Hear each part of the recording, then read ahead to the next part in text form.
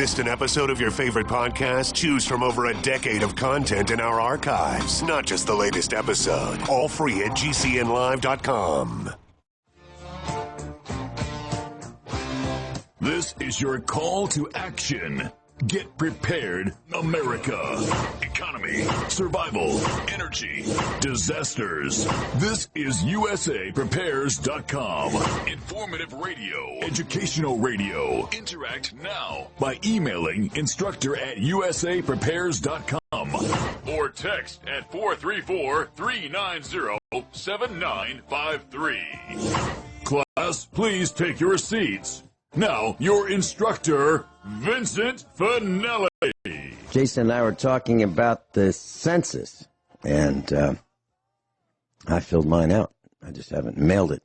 I don't know if I want to mail it, but mine's really simple. It just says how many people lived at this address on this date, and I printed it out on a piece of notebook paper, you know, the kind that has a spiral bind, and that's all it says. It's printed like, you know, in large letters, maybe an inch tall each. Just a few words, how many people lived here on that date. And that piece of paper that I use doesn't have a barcode. They require a barcode, or they think they require a barcode, or they suggest that I use their form. I will not fill out that 8-page questionnaire as to all this invasive information that the census people want. I will not do it, period. I don't even know if I want to mail this thing because of the corona panic. Got to go down, touch the mailbox and stuff like that. It's like dangerous. So I just may not do it, but I completed it. Everyone all set? Cocked, locked. Here we go. Your dial is set correctly to USA Prepares. Thank you for being in class today. I'm Vincent Finelli. Jason is engineering the broadcast in Minnesota. And if you'd like to call us, we'll pay for the call, 866-582-9933, 866-582-9933. And I am interested in hearing from you. The man on the street, the woman on the street, you know, I'm interested in hearing from you. I'm sure our classes as well. What's happening in your neck of the woods? What is this corona panic like where you are? And we'll call it a corona panic update. So what have you seen? What have you experienced firsthand? No theories, please. No telling us that it's to take down the president. I mean, there are plenty of talk show programs to discuss that and spend their time. I don't want to do that. I'm only interested in helping you survive and giving you news and our opinion of that news and what it means and what you should do about it, what you should consider doing about it, and how to prepare for this. There's plenty of time to find Lucille. Take Lucille with you and tune up whoever needs that tuning up after this is over. We've got David in Illinois joining us. Oh, you know what? I want to thank Rich Sheevan.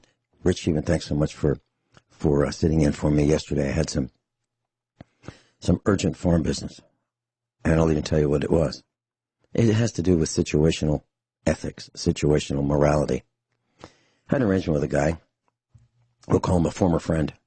I'm developing more and more former friends as we go down this corona panic road. And the arrangement was that our son and I would cut the hay on his field, and we would get half of it, and he would get half of it.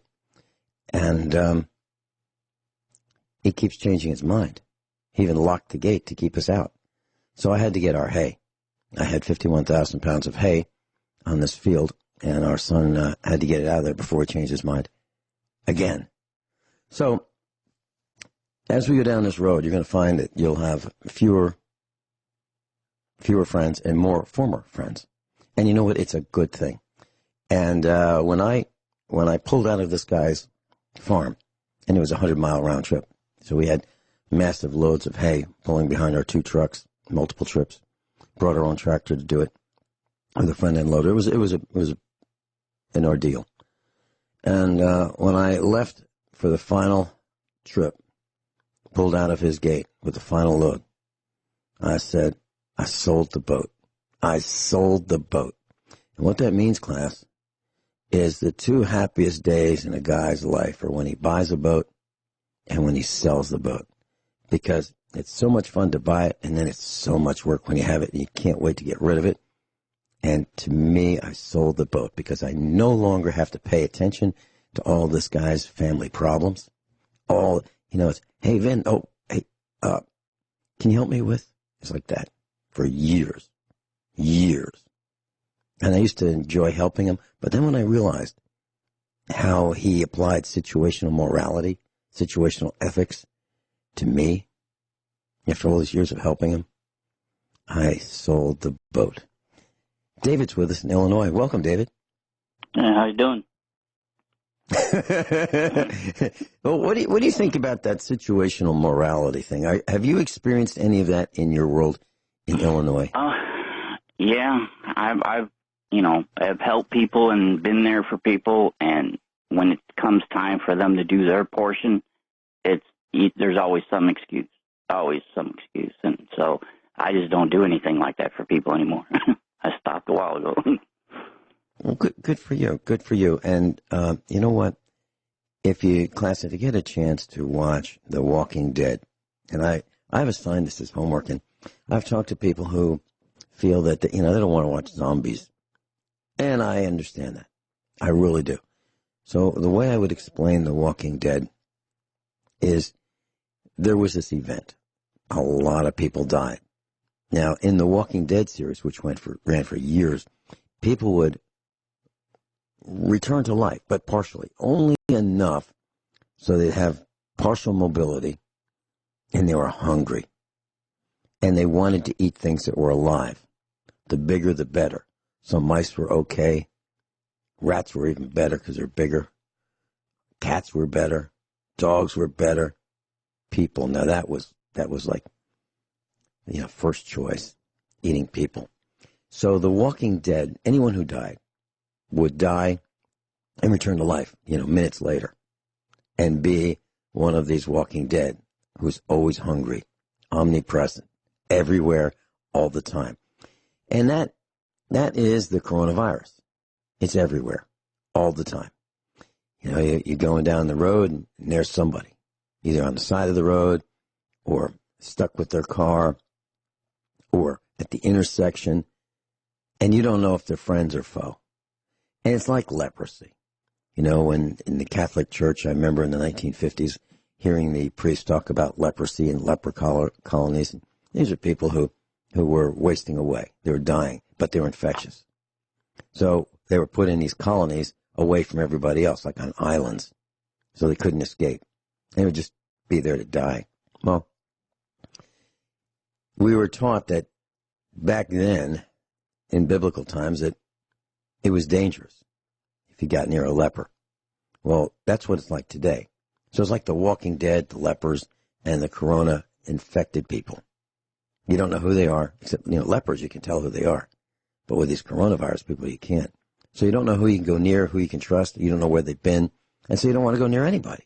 Nobody wants to go to work. No one wants to drive cabs, trucks. No one wants to process your items at the checkout line at the grocery stores. Nobody wants to do anything. Government workers don't want to work. I called my insurance guy, a new guy. I was trying to get our insurance switched over. He's not even at work anymore. It's been a couple of weeks. He's not even there. They shut the office down. State Farm shut down. David, are you seeing anything like this in your world? Yeah, well, they're starting to show to close things down around here. Now, I talked to a friend up north Illinois yesterday about what's going on up there, and he said up there they were closing off, things you couldn't buy in stores and having so many people out in stores. But I asked him if he actually knew somebody that had it or hospitalized, and he said yes, there's people right there in his community that has passed away from it. And I was, because I don't know anybody that actually got it. You hear it on the news, so I don't personally, so I just wanted to know. But all his doctors in the hospitals, he goes up to one of the universities that butchered me, and they're even not taking patient, your standard checkups or routine exams. So they canceled all that, Mm-hmm. Yeah. But, so if you want to have elective surgery, let's say you want to have you want to slim down and be half the person you You were, by having bypass surgery. They're not doing that. If you break a leg, that's a big problem because they're just spending time on the corona panic, coronavirus people. Very interesting. Dental offices are shut down except for emergencies. Yeah. Now, you brought up I know some people may not want to watch The Walking Dead because of it being a zombie situation, and reality that probably wouldn't happen. But there's another series that came out not long ago called The Last Ship. And it's actually about a doctor that purposely spread a virus that killed off most of the population. And these people that were on the destroyer, I believe, they were on radio silence, so they didn't even know what happened until they broke radio silence. So they're trying to, but it showed. It's really realistic. It's a good series if you're looking at it for that way. And it was a virus that a doctor spread intentionally. Well, there was a doctor who spread AIDS, and his name was Dr. Acker, and he was in Florida, and he was a homo. And he got AIDS. And what he did was he decided to make sure that the whole world knew about AIDS. This was, back around the 80s. So there was no such word as AIDS before that. And he withdrew some of his own blood, put it in syringes, put it in his lab coat, had one of his patients by the name of Kimberly Bergalis, had her lie down in the dental chair, said, okay, open up wide, we're just going to numb the area a little bit. Then he injected her with his blood. She got AIDS and died. So did 5 other patients from Dr. Acker's office. And so then the panic began. And the panic was, well, I can't go to the dentist because if you do, you'll get AIDS. Everybody knows that. That was the news back then. So for those of you who haven't heard that, that's what it was. So the dental practitioners were in serious financial trouble because everyone knew if you go to the dentist, you're going to get AIDS and die. So people stopped going to the dentist. They hired a guy, the dental village, if you will, hired a guy by the name of Dr. Len Horowitz, and I know him. And he was trained at Harvard. He was a Harvard degree dentist, and he was hired by the dental village to figure out what in the heck is going on, where this come from, what is it, and so forth, because it was brand new. No one knew. And he figured it out, and he found the contract, and it was a government contract to develop a surgical strike type weapon, bioweapon. It was AIDS. It was man-made. And the guy who made it was a doctor by the name of Dr. Robert Gallo. And Dr. Robert Gallo worked with monkeys. The monkeys came from Litton Bionetics, Litton Industries, that company, Fortune 100 company. They made ships. They made electronics. They made medical equipment. And they had a bio-type division. And so Litton Bionetics supplied the monkeys. And Dr. Robert Gallo used monkey carcinoma, monkey lymphoma, to develop AIDS and cause it to jump from monkeys to man. And he was in a contest with another guy. The other guy was working with birds. And so Robert Gallo got there first. So then they unleashed it. I'll tell you a little bit more about it, and we can talk more about spreading viruses and making them. And what's happening.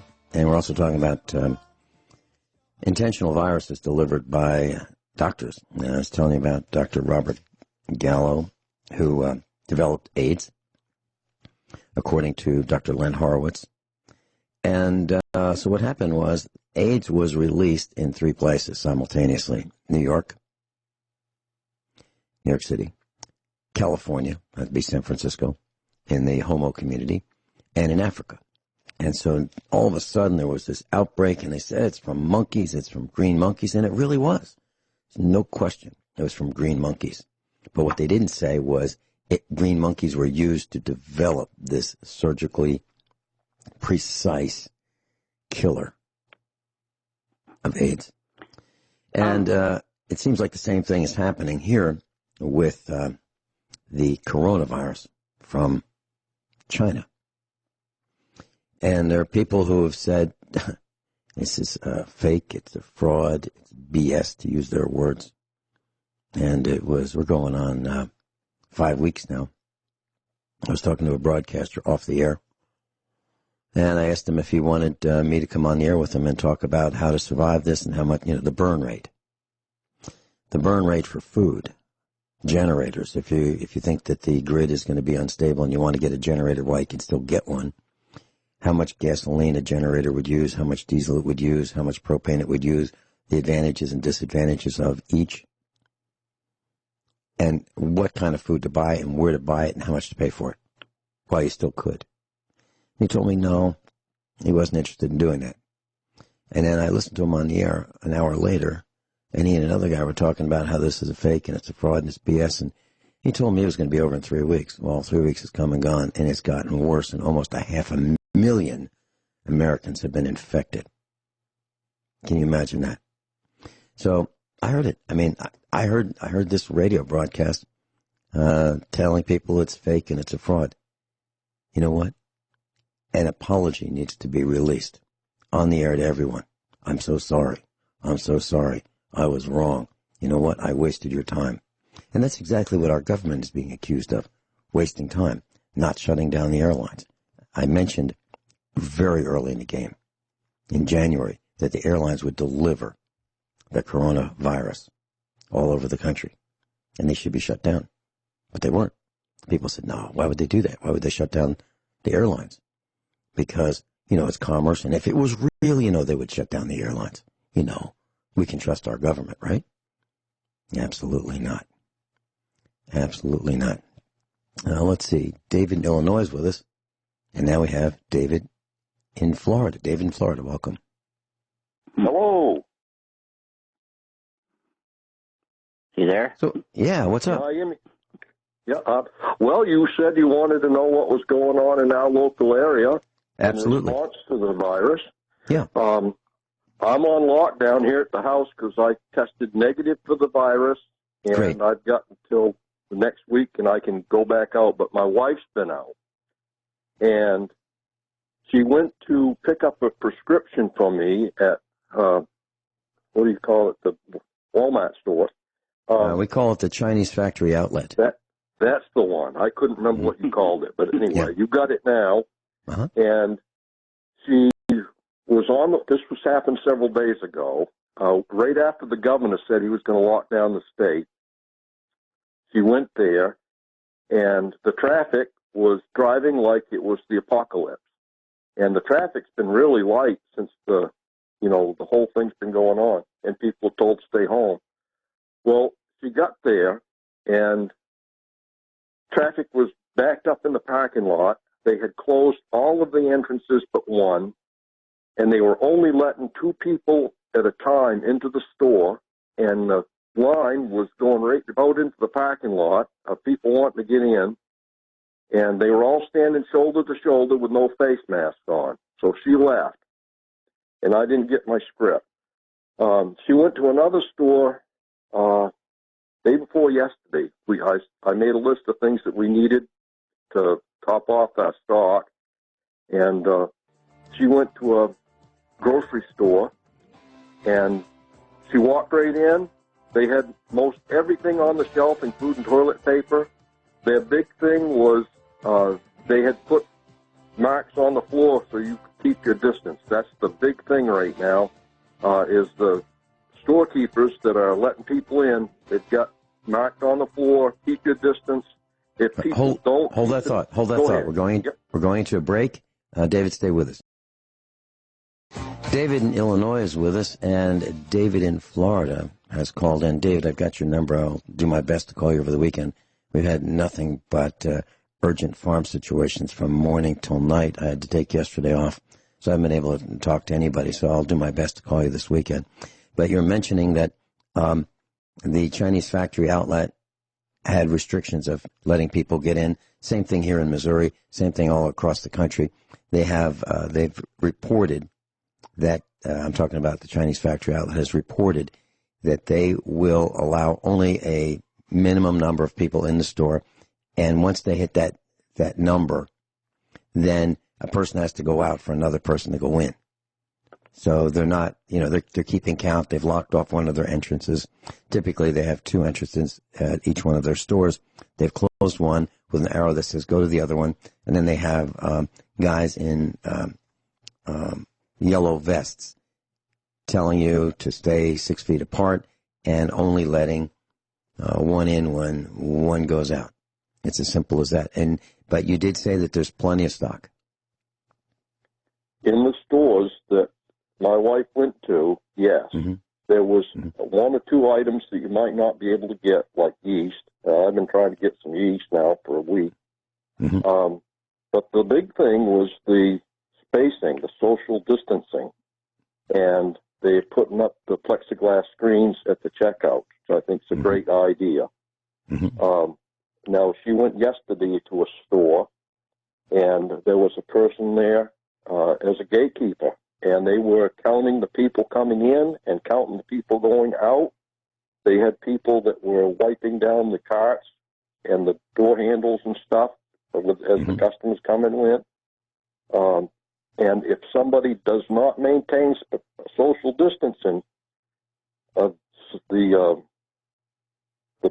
people, I don't know if you want to call them professional people, I get a call saying, I'm in this store and they're not keeping the 6-foot distance. And they send somebody out to check on it. And the managers of the stores are aware of it, and they're the ones that deal with it. So it's a serious thing right now. Well, what's happening is the GDP, this is the example of what I was saying, the GDP, the generally dumb public, are going to get us killed because of their stupidity, their carelessness, and their recklessness. And in New York City, there are some Orthodox Jews, and those guys are having funerals, and some are practicing social distancing, some are not, some are wearing masks, some are not, and they have caused, according to the reports I've read, their own epicenter of the coronavirus infections by failing to maintain social distances. Now, not to let the Jews be number one, the Christians are doing the same thing. There's a pastor in Louisiana, and he said that his parishioners, his flock, the people he fleeces, my words, would rather die than not go to church. So they're going to go to church this weekend, about 1,000 of them. And they will do their best to infect each other. So it's Christians, it's Jews, it's everywhere, and these people are dangerous. They're dangerous because they say they have a right. They have a right to practice their religion. Yeah, they do. But they don't have a right to transmit disease. David, your comments? David in Florida? I agree. I don't think it's right, but at the present time, they're doing it. I wouldn't do it. You want to hear about Maine? Maine? Up in Maine. My brother's wife had a flat tire on her truck, so she asked him to drive it into town and get a new tire, and he took it to the tire dealership and said, I got to have a new tire on the truck. And they said, well, you drive, we're going to open the door, you drive the truck in, we're not going to touch the truck, we're not going to get into the truck. You come out, close the door, we'll do the work, you sign the paperwork, and you get back in the truck and you leave. And that's what they're doing up there. And I asked about groceries, and they're not going to the grocery store unless they absolutely have to. And when they do, they drive the vehicle into the garage, close the door, and they've got a table set up, and they take all the stuff out with gloves, put it on that table, and they wipe it all down with Clorox wipes or something, some antibacterial wipe, let it dry, and then they go in the house, take the clothes off, put it in the laundry, and take a shower. Then they go back out to the garage and drag the stuff in. And they're not going out for nothing. Okay, well, I applaud them, except I would increase the level of awareness to not going into the garage, opening, if it's a station wagon, opening the tailgate. If it's a sedan type, opening the trunk in the sun and let the sun disinfect all of the items for hours. And then with a respirator, face shield, long sleeve clothing, gloves, remove the packages and put them in the sun and rotate them so that they get sun on them at least every side for 15 minutes, at least. All sides of all the packages. Then open up the packages outside, throw away the outer packaging, let the inner packaging be exposed to the sun. And if any of the packages have one of those air packs that are inflated, let's say it's shipment that comes in a box from Sam's or the Chinese factory outlet or someplace like that, and they have those pillows, those air inflated pillows that is like a plastic bag that's sealed with air for cushioning, leave them in the sun.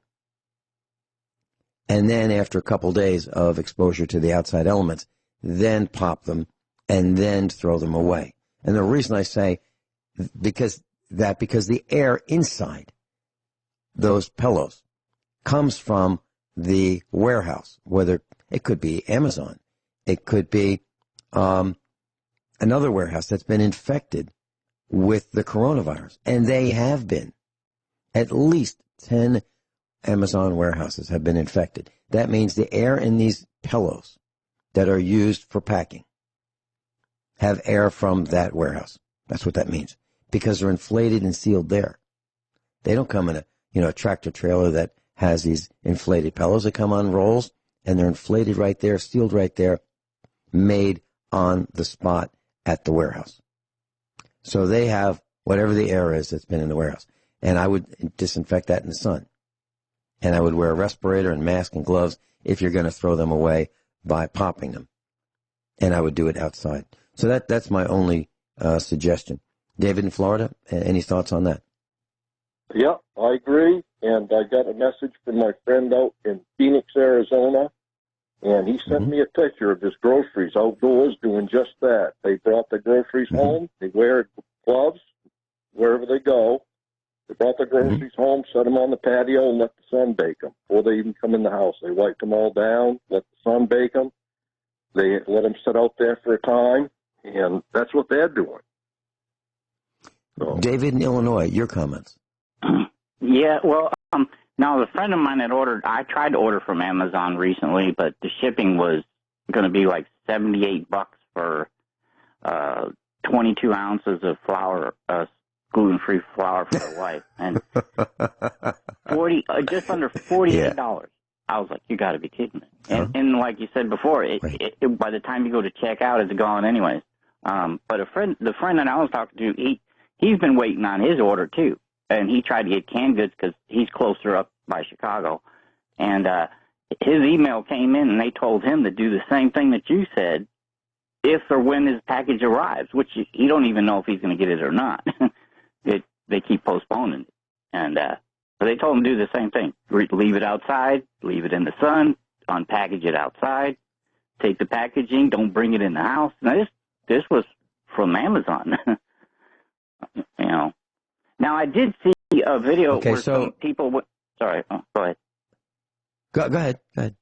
Oh, I was going to say, I did see another couple that did a video where they went up in New York. They were seeing some in-laws to help them, and they were showing they were charging $100 for a can of Lysol, $150 for a little box of those surgical masks.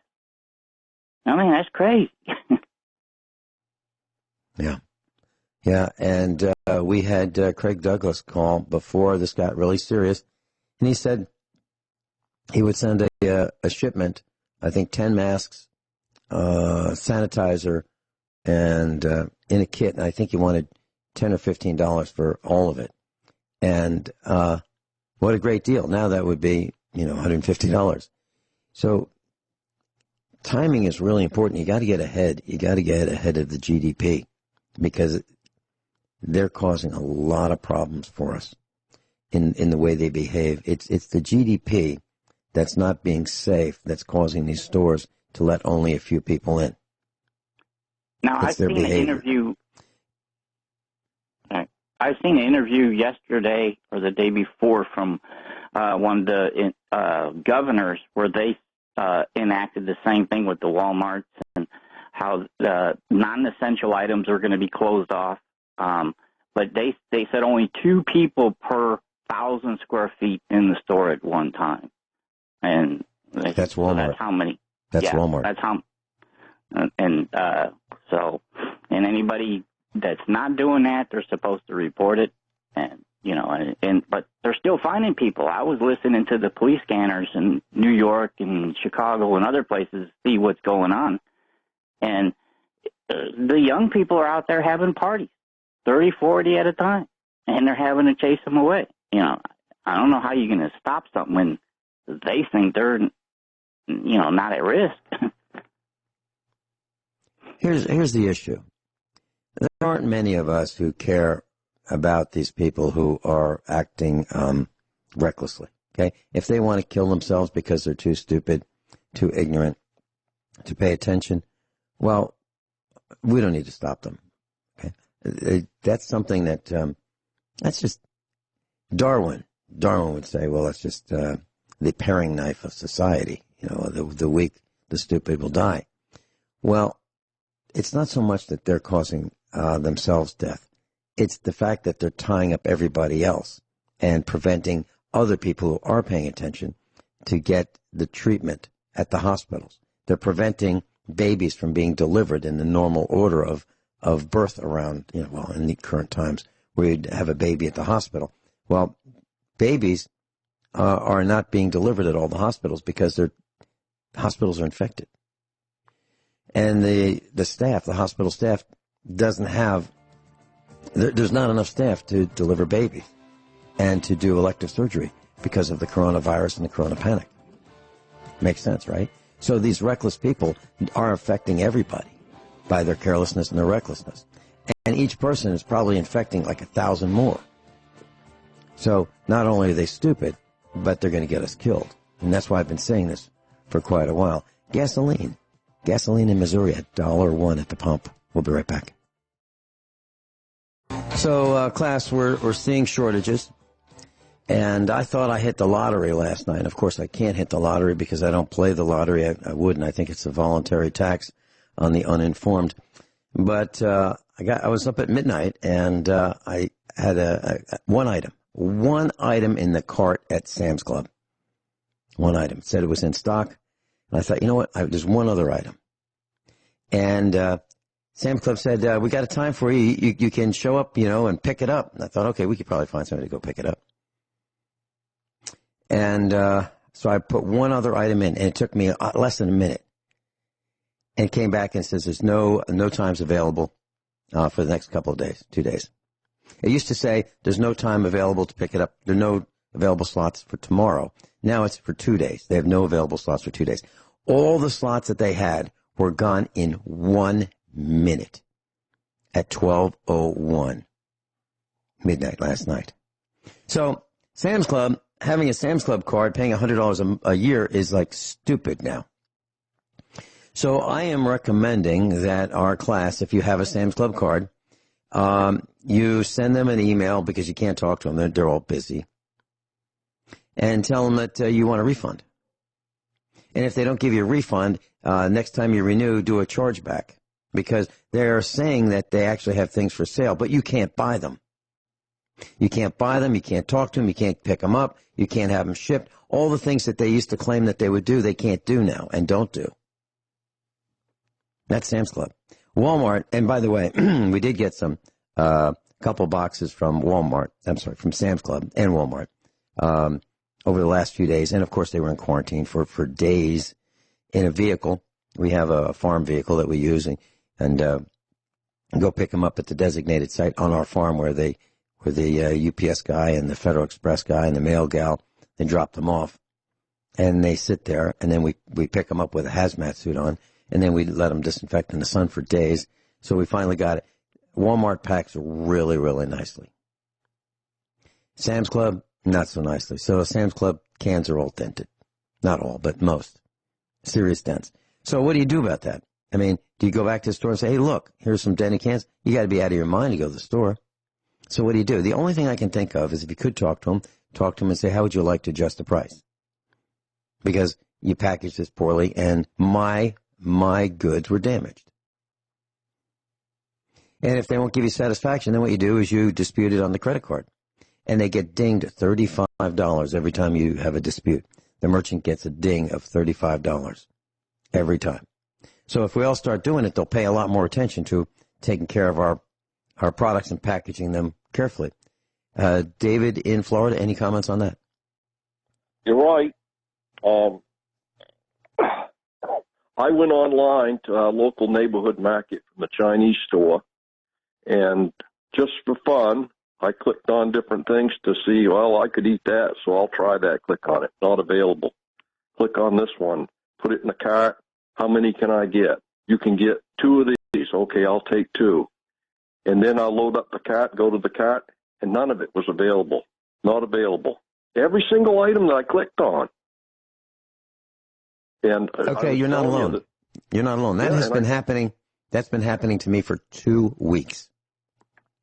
It's there, and here's how I would look at the shopping cart. So, David in Illinois and Florida.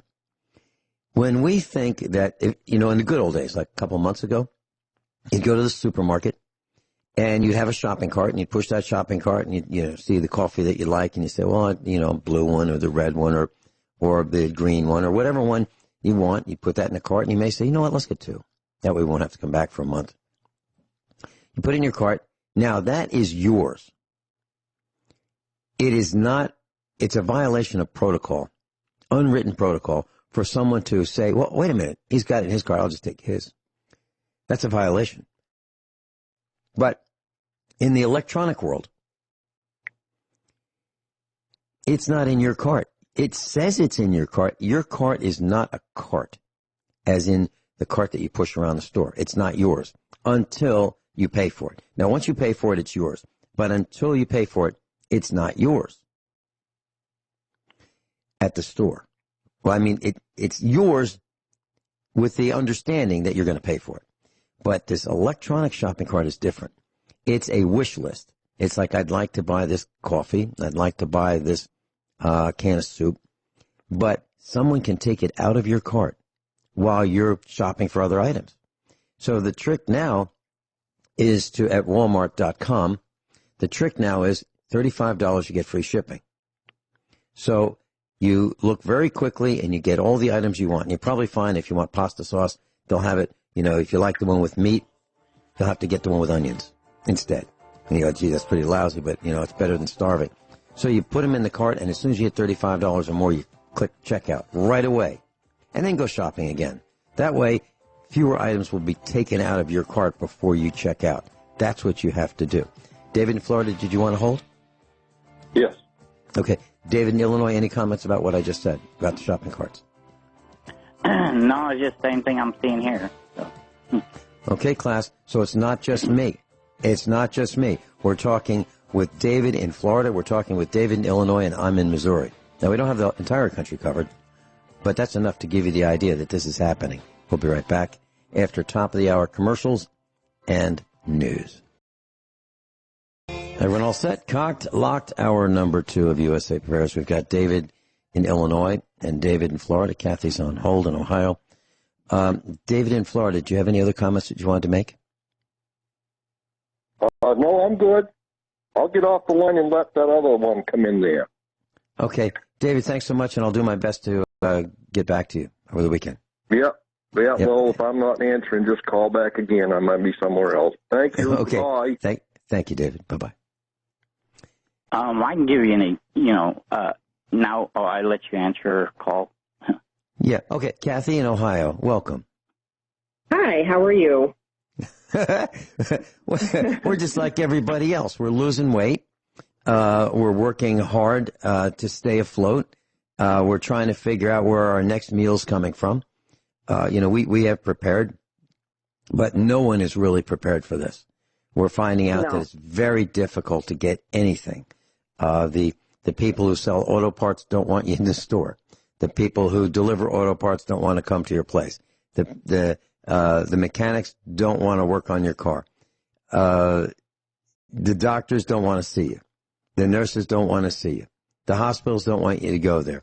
The cops are there, and they're there as a visual aid to remind you that they're getting paid, but they're not doing much. And the latest thing is there are these dots on the road on Route 66 outside of Springfield, Missouri. We were hauling hay. We didn't go to the city.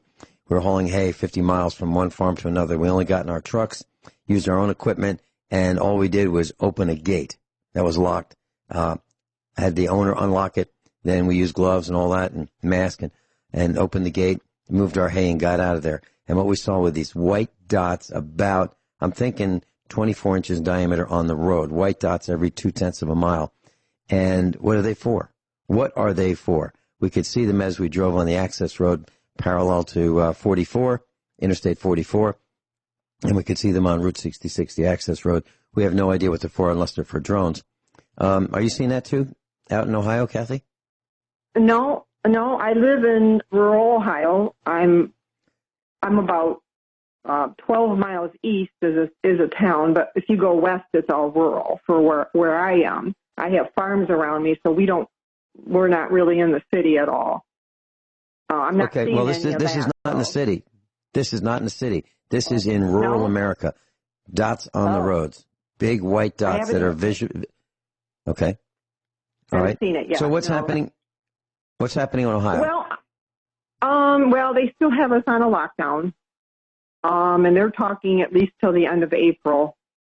We have Governor Mike DeWine, so he's been pretty much bought, into keeping us until lockdown to the end of April. I do have some things that I was going to call in and say that I've done for years that may help people save some money or save some time, if I can mention a few. Absolutely. Okay. A couple things with the food. You can sprout seeds. I have sprouting jars, and you can buy those in bulk, and those are very good for all your micronutrients. You can do red clover, broccoli sprouts, alfalfa, and 2 tablespoons will make fill a 2-quart jar. And it's real easy. You put the seeds in, you put some water in there, and you have to drain it, and you do it 3-4 times a day, but you want to tilt the jar so all the water comes out, otherwise you'll get mold in there. And then you can refrigerate them, and you can use them. If you use them within a week or 10 days, they're good. You can use them in salads and sandwiches, whatever you want to do. So that's one tip. Okay, one question. Wait. One question before you continue. You're talking about seeds that, for example, you can buy clover that has been, we'll call it treated, and that is clover seeds that have fertilizer wrapped around them. You don't want that. You just want the plain old seeds, correct? Right. And I've gotten them online. Actually, I use Mountain Rose Herbs sometimes. They're behind, but I got some organic ones actually through Amazon. And I got 3 different big bags, good-sized bags that will last me probably a year or 2. That's something that is real easy. Anybody can do it. And there's all kinds of things online that you can do, but it's so inexpensive to do it. And if you can't get greens, especially like right now, I'm in Ohio, so we don't have any lettuce or anything growing. That's something you could do to keep up your macronutrients and your micronutrients. Okay, so you're buying, which seeds do you like the best of the alfalfa, broccoli, and red clover? All of them. I love the broccoli. I like there's a red clover mix that I got a little spice to it. I've got another one. It's called broccoli sprouting and microgreens. It's got a little bit of a mix in it. They're all heirloom varieties. It was actually pretty cheap. It was probably like $10 for a whole pound. And you only need 2 tablespoons. But all of them, alfalfa is really a good one too. Okay, so what you're saying is you take the seeds, you put them in a jar, you put the jar in the window where it can get some sun, and you rinse the water out of the jar 3 times a day so that it doesn't get stale and moldy. Right, and you have like a screen or like if you could, you can buy sprouting jars, but you can make your own. Just take a band from a canning jar, and then you can make your own. That cut I would wash it real good, but a piece of screening, and then just, screw the lid on there. But you just, when I get done, I put it in a shallow dish so that it doesn't sit in water, so it drains out. It's got a little bit of a lip on it, and I just set it on the counter, and I just rinse them. And in about 3 or 4 days, maybe 5, you'll have a whole jar of sprouts. Mm-hmm. And so what you're really talking about, the seed and the water, that's all you need in some sunlight, and you just need to keep rinsing it. But what if you have chlorinated water? Now, we don't have that here, so will the chlorine kill the growth of the seeds? I don't think so. I've got my son doing it, and he lives in an apartment. I have reverse osmosis water and well water, so I just use mine. But I don't think so. As long as it's real good. Here's a thought, class. So if you do have chlorinated water, get a jug, some kind of a jug that is clean, that you would use for drinking water. Put it in the sun. Fill it with water, put it in the sun, and the sun's warmth will volatilize the chlorine, okay?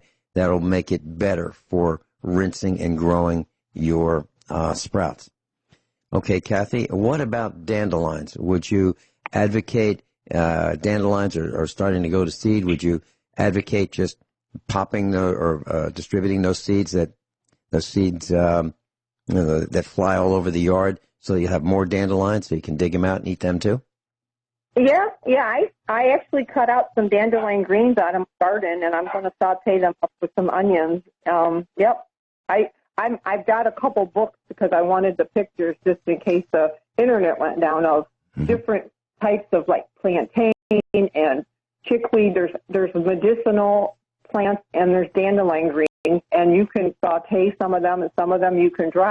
There's another thing you can do with all the greens that are edible out in your yard, the weeds. You can dry them in a dehydrator, and you can either separate them or you can like mix them and put them and dehydrate them and like make them into like powder, and then you can use that as your greens like for making a smoothie or adding to soup. And you got all your minerals in there. So I wasn't very good at doing that last year. I'm going to try to do it this year.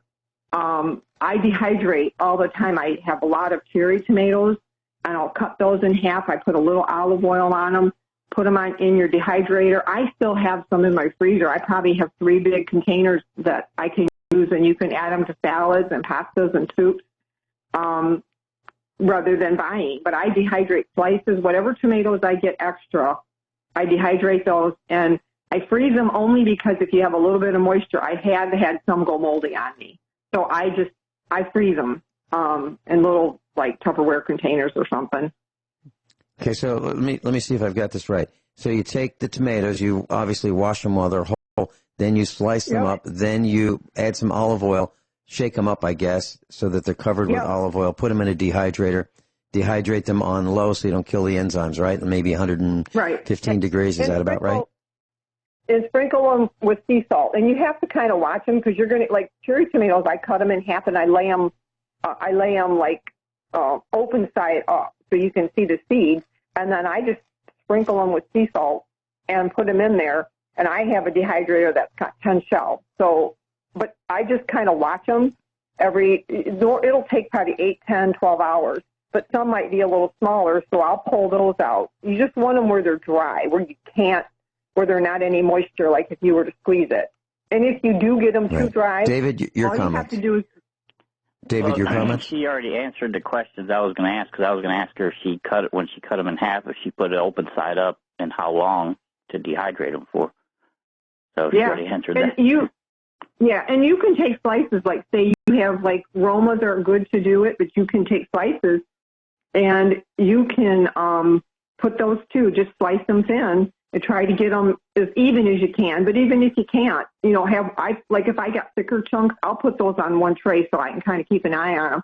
And then the rest of them, I just set them on there. And after you do it a couple times, it's really actually easy. You can do that with apples and pears. Apples, you can put a little cinnamon and sugar on them and put them in there. I do a lot of my herbs. I do parsley and basil.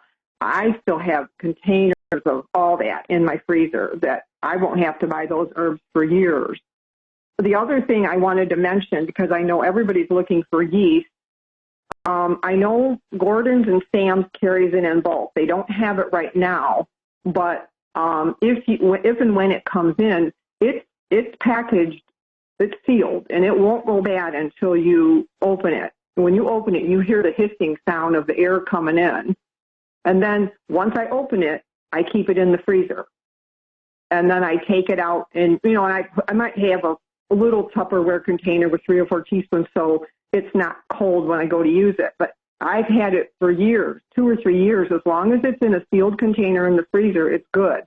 Fortunately, before all this came up, I had 2 packages of it, and I still have it. I have a whole 1.5 pounds in my freezer, so it'll last me for quite a while. But if you can get it, I do know those are the 2 places I've seen it. And it's very cheap. Yeah, Sam's Club. Yeah. Sam's is out of flour.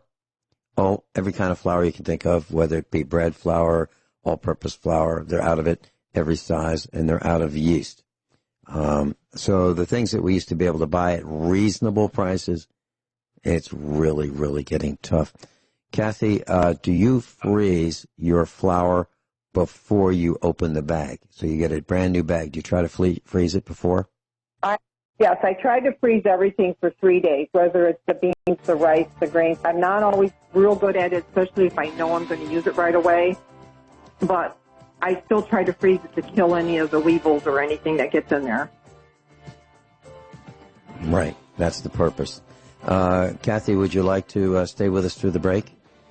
I do. I have quite a bit, but I don't want to take up all your time. It's whatever you need to get me off, that's fine. Well, David, no. We love what you've got to say. Please hold. David's with us in Illinois. Kathy's with us in Ohio. David, do you have any questions for Kathy? Yes, it could be either one of you. Now, for your dehydrator, do you wind up putting plastic on the trays before you put anything on there? Because to me, that I would assume that would slow the process down if you did. I do for some of the real fine things. You can get, if you have screening, or I have like a mesh tray or a piece of plastic that looks like women use it for like cross-stitch embroidery. It's got little holes in it. Like some of your things are real fine and they'll fall through. So I will use it for that, but the bigger things you don't need to. The only thing I would say is if you're going to do like tomatoes and stuff, sometimes you have to rub them with a little oil or they'll stick. So if I'm going to do that, I'll do like one whole batch and I'll just keep doing it and then I'll wipe all the trays off. When you do herbs and stuff, I will sometimes put a piece of that kind of thin mesh underneath it so that as they dry, sometimes they will fall. But if you're doing all the same herbs, you don't need to do it because there's like a tray on the bottom and you can just pull it out and then pull all your herbs off.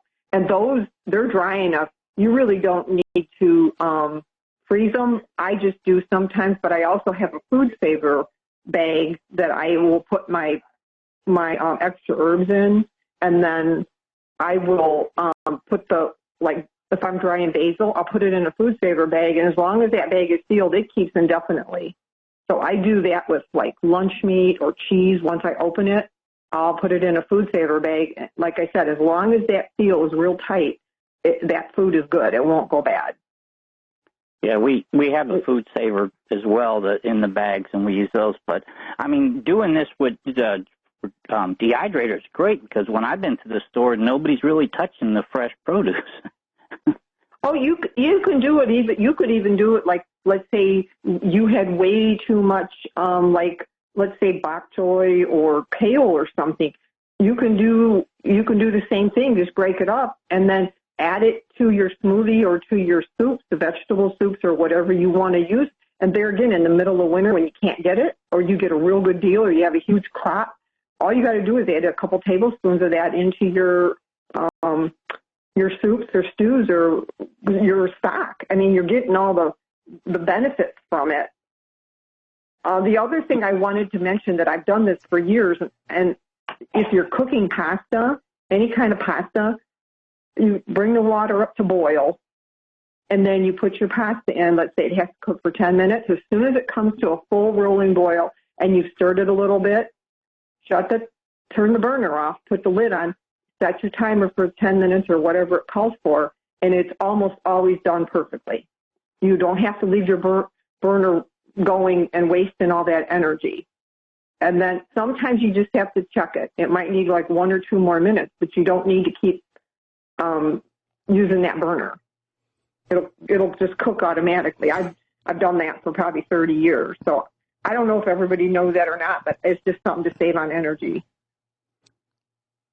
That's a great point, because we've had discussions here at our farm about energy. So we have some propane, but we don't know if we'll ever get any more propane. But right now we have electricity. So we had an unused convection oven, and we put it on the counter. We put on some ceramic tiles that we had left over put rubber feet on them and put it on the counter to protect the counter from getting hot, because we have a Formica type counter. We don't have, these high-end counters that people have wasted money on. But we use that. We use electricity because now, there's plenty of electricity, and we're saving our propane. So this saving energy thing is a big deal. It really is, because our cook stove is propane. Our cooktop is propane. But we can use electricity now because the grid is still working.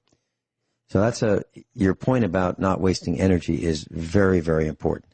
So Kathy and David, we had some celery that we couldn't eat it fast enough. So this was in the good old days, a couple months ago. And I decided to experiment with dehydrating it. So I washed it and peeled off the strings, and it was 2 bunches of celery, 2 full bunches. Cut it and diced it into little tiny pieces. And I dehydrated it. And 2 bunches of celery will fit in a little 4-ounce jar when you're done. So when you're not going to believe how much water and moisture is in the food and how little you will have left when you dehydrate it. Kathy, do you want to talk about that when we come back? Sure. So Kathy in Ohio kicked off a resurgence in food dehydration. And I just went to eBay, and I was looking. We have a Nesco, Nesco. It's round, and I like it. And it's not very sophisticated. It has a mechanical temperature knob, and that's pretty much it. And you can stack trays as high as you want. You can make fruit leather. You can dehydrate tomatoes. You can make beef jerky with it. It really works really nicely, but it's plastic. So it's not a lifetime thing. I think all of them have mostly plastic content in these machines. David, do you have a dehydrator? Yeah, we bought ours actually from Sam's in like 1991. So. Okay. What is it, round? Is it square? Yeah, it's round. Ours is round and it's tall. It's a pretty good size unit. It was the biggest one. Sounds like the Nesco one we have. I think it is. It sounds like the Nesco.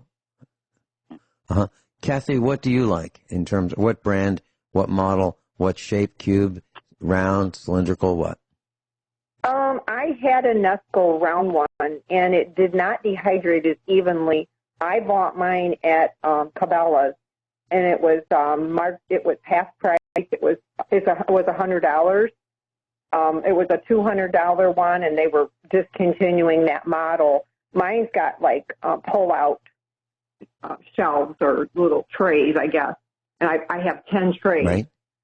And you can adjust it like you can go from herbs all the way to jerky or whatever. I like that better because it's more consistent. Things don't, the trays are a little bit finer, so things don't fall through as easily.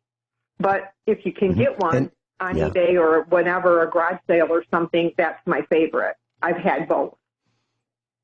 And what brand is yours? Do you remember? I'd have to go downstairs and look, which I can do if you want me to. No, that's okay. Is it Excalibur? No, I don't think it was that expensive. I think the Excalibur was more expensive. I probably had mine 10 years. Like I said, I got it at Cabela's. It was whichever brand. They only carried like a couple brands, and I just does it have a metal? Is it a metal cabinet? Yeah. Okay. And it has a door that opens. It's got a hinge, and you just open the door, and you can pull out the trays, right? No, mine is just open, and the fan blows. It's air circulating. There's no doors. I think those were more expensive. I'm about 10 feet away. I can just tell you real quick because I keep it in my basement which one I have, but I do like it. It's called it is Cabela's brand, heavy duty dehydrator. Okay. And I think it's got 10. Well, somebody made it for them. Trays. Okay, somebody made it for them, and they put Cabela's name on it. Okay. Right. What? All right. We're going to be growing our gardens. Our whole class is going to be doing our best to grow gardens. Something we've been talking about for 9 years. And what do you recommend that we plant so that we can dehydrate it, put it in bags, and put the dehydrated items in the freezer for longer term storage? Kathy? What do you recommend that we grow? You could do your peppers. If you don't have freezer space, you can do those. I found that when I dehydrated celery, it was pretty tough, but it did work. You could still use it. I would say your herbs are wonderful. Anything. You can dehydrate sage, parsley, chives, all that. Whatever you can. If you have a lot of basil, you can make pesto and save freeze that because it doesn't last too long in the refrigerator. You can do tomatoes. They do wonderful. The other thing I want to mention before I forget is if anybody's got room for raspberries, I had so many raspberries last year. I was picking 14 cups a day, and I froze them, and I gave them to my grandchildren and my children. But after the first year, as long as you give them sufficient water and sun and a little fertilizer, if you get a good, mine's an old variety, and it was given to me, and they didn't know what kind it was, but I probably only have a patch that's probably 10 feet wide and maybe 20 feet long, and I have more raspberries than I know what to do with. So that is an easy crop. Pests don't get into it. It's just it's something you could, I still have raspberries from a year and a half ago. That's how many I have. But I would say that is, easy to grow. Some of your things that reseed, like your dill will reseed. And it will take over your garden, so you have to be careful. Cilantro will reseed. Oregano has runners. So if you have oregano, you can take a clump, if you want to share with somebody, or move it around so you have more. If you put a little dirt on top of a stem, it'll just root there. And then once it gets the roots, you can cut it off and make a new plant out of it. Okay. We were talking about like gardening. I've had times where I take my compost and I spread it. And if you have an open area, and let's say you don't have a lot of seeds and you're not having a lot of success, take your compost, maybe dig in a little bit and kind of spread it on the top, put a little dirt on it. I've had watermelon plants come up, cucumbers, tomatoes, squash, all kinds of melons. Sometimes those seeds will reseed. And if you know what the leaves look like, let's say you have a patch in your yard and that seed might still be viable because you put it in your compost pile. And when you put it out there, I've had all kinds of plants come up and I've had to pull them because I don't have that kind of room to just keep starting a garden. But if somebody is having trouble getting seeds, that's not a bad idea to just take that and see what comes up, because I have had those seeds still be viable. Very good point. David, your comments? I'm not too familiar with the gardening situation, so I'm out of my league here. All right, so class, if you're going to buy a food dehydrator, I suggest you consider getting one with a mechanical thermostat rather than a digital one, because a digital one will have a computer processor It will have capacitors. The capacitors will fail over time, whereas the mechanical one will work much longer. And I had a comment that I wanted to share with the class today. I was thinking about some tips from my book. Well, you all have microwave ovens, and I know you don't want them to fail. And I know you have coffee makers that have timers. You may want to consider putting them on your surge protector, okay? But you need to make sure the surge protector is rated for the capacity of the microwave oven. You can't use a small one. It needs to be at least 15 amperes.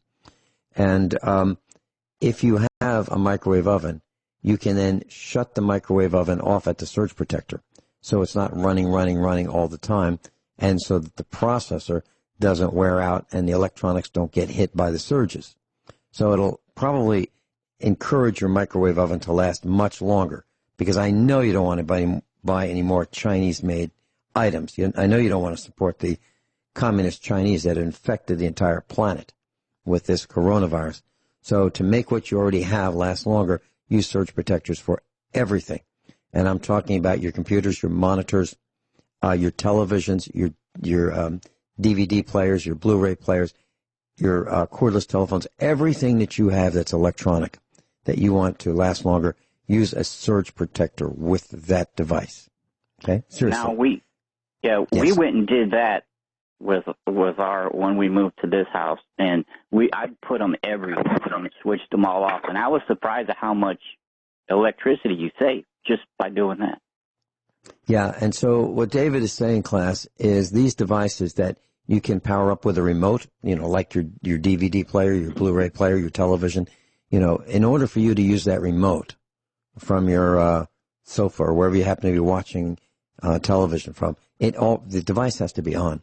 That Blu-ray player, that DVD player is on. It's already on. It's not fully on, but it's partially on. So it's always drawing electricity. And the proof of that is it wouldn't come on at the press of the remote button if it weren't already on looking for you to press that remote button. Okay? So what David and I are doing is we have surge protectors and we shut them off when we're not using the devices. Okay? That way, if a surge comes through, and you never know when it's coming through, somebody could fire up a big electric motor, there could be static in the air, it could be a lightning strike that was unanticipated or anticipated, it can blow your equipment. So if you have it physically disconnected with the off switch on the surge protector, and your equipment is plugged into the surge protector, it will be almost immune from that surge, almost. So consider that, please, and let your devices last longer. In the studio, I've got computers and monitors and all kinds of electronic equipment, and I have a power switch for each one of those devices. And 3 monitors in front of me, 3 power switches. I power off the monitors, so they are not electrically connected to the to 120 volts. They're disconnected. So if we happen to be on the grid at the moment and a surge comes through, I'm protected. Kathy, are you doing something similar to that? Oh, I have a lot of my stuff on the surge protector, especially my sewing machine.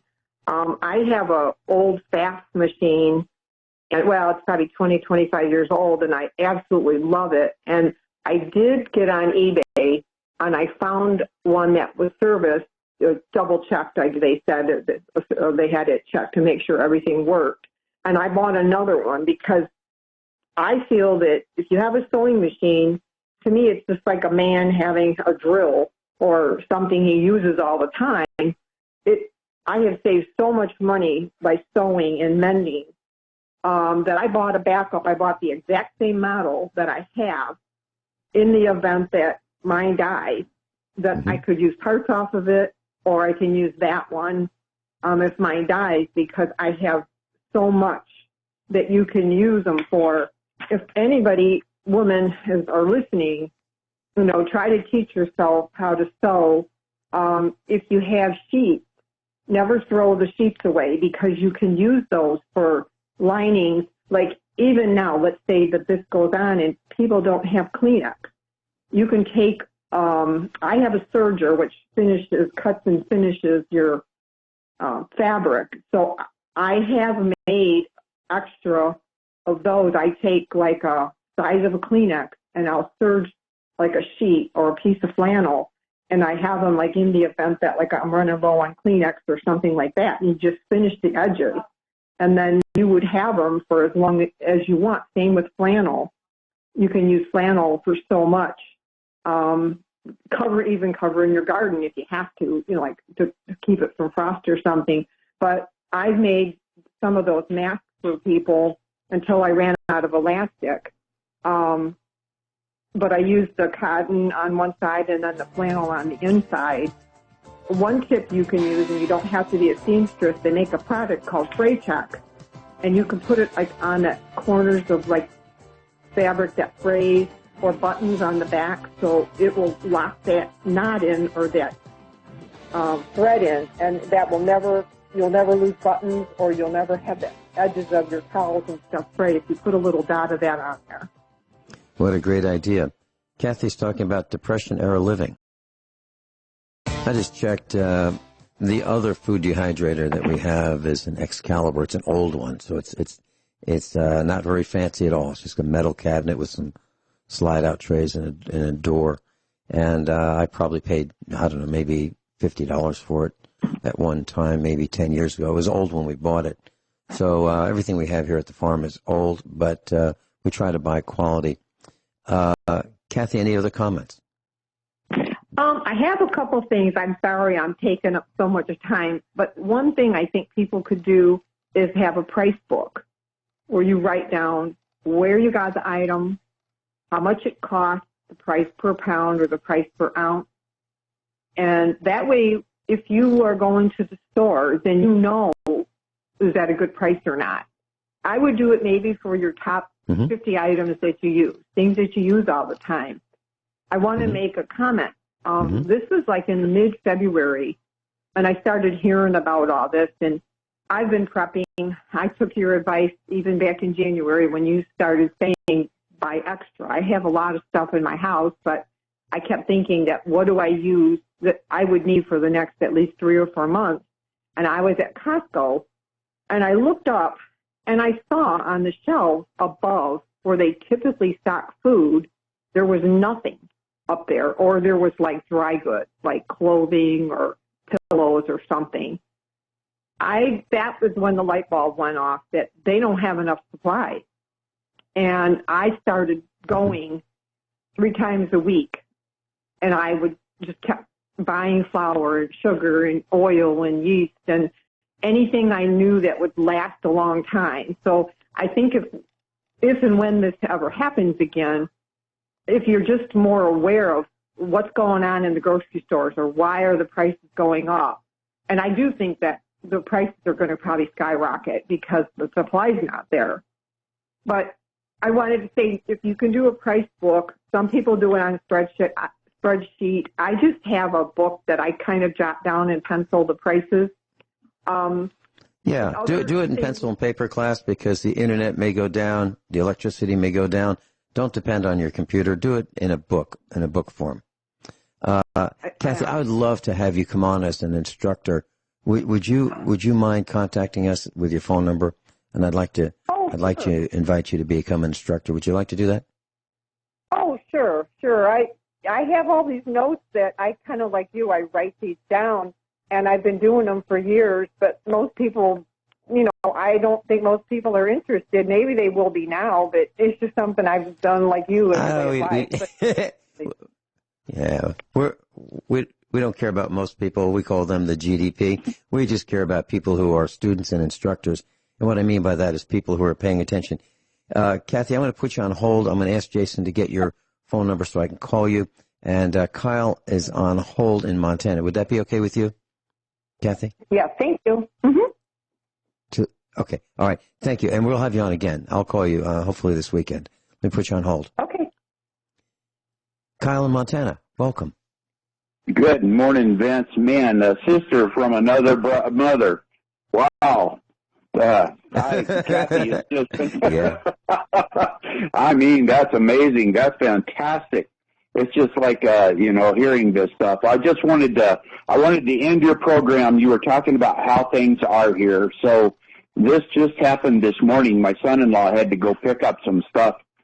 You want to know how people are doing, how well they're protecting each other, And so my son-in-law was going into Lowe's to pick up a bunch of stuff, and there was this lady that got out of her pickup truck. And the kicker's at the end. I'll tell you this. Okay, so she weighed probably 350 pounds, got on her little scooter after she took out of the back of it, got on her little scooter, put her oxygen tank on the front of the scooter, going into her nose, put her mask on, and had a little hole poked into the side of the mask where she could put her cigarette. Okay, so she's got oxygen going into her nose, into her lungs, smoking a cigarette through a mask, and on the back of her truck, she's in Montana now, on the back of her truck, it says, "I love Missouri." Oh, man. Well, the only thing I know that beats that is I saw a video when I was younger about this guy who had throat cancer. He had a lot of his throat removed, and he had this little rivet with a hole in it that he would breathe through. So instead of breathing through his nose or his mouth, he would breathe through this rivet. And it was about where his Adam's apple was. And what he was doing is he was taking his cigarette, putting it right up to that rivet, and inhaling. Slow learning. Yeah. Well, you know, so I'm sure he's dead by now. Oxygen is explosive, you know. So I was sitting there thinking to myself, how unbelievably insane. If combined with something, oxygen does not itself burn, but it is it's a catalyst for making other things burn quickly. Kyle in Montana, thank you so much for being with us. David, any quick comments? 10 seconds? Nope, not really. Just you got the SJWs mad at you now, probably. David, thank you so much for being with us. Kyle, thank you for being with us. Kathy, please stay on, and we'll have Jason get your phone number. I'd love to have you be an instructor.